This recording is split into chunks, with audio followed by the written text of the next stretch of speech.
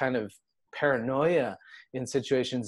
And I was just so confused because growing up, I had never struggled with any of that. You know, I was raised in a really great family, loving family. I had really great support system and friends. And I never had like these anger issues or paranoia, you know? And so I was really confused as to what was happening, because it wasn't like one day I woke up with this. Like over time, things just started shifting in my personal life. And I talk about this a lot in my book. It's like on one level, my professional life on the outside was just like, wow, this guy's flying over all over the world, giving talks to doctors, and he's running a successful practice. But that was just like one level. But underneath it all, my personal life was falling apart, and I didn't even understand why.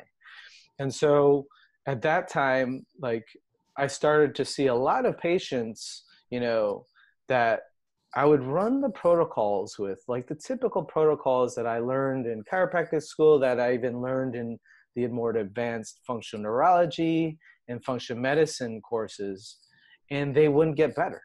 Like, they'd come to me with some chronic issue like chronic pain or headaches or anxiety, you know, chronic fatigue, and they wouldn't get better with the typical protocols. And so I just went deeper into their history, and I saw a couple patterns, but one of the most common pattern, after I analyzed and really sat down and scratched my head, what's going on here, was that they had a history of one or multiple concussions.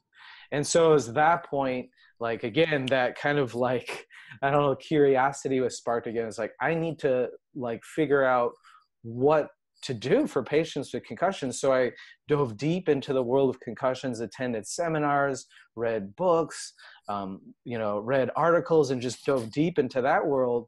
And I just like I had done before, what I had learned from my patients, I also started to experiment with my own health.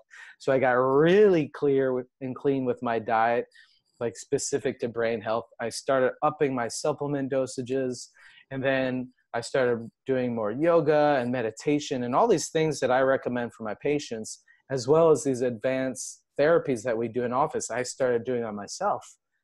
And it was crazy, like the brain fog, the anger issues, the paranoia just started to melt away. And it was at that point that I realized that this post-concussion syndrome specialist, had post-concussion syndrome. And it was just like this light bulb came off, and I was like, and that's what really motivated me to write my book, because it is such a silent epidemic. Even like a brain expert like me, that's what I do every single day, work with patients with post-concussion syndrome and anxiety and chronic fatigue and brain fog. I didn't even realize that all those symptoms that were developing were as a result of that concussion.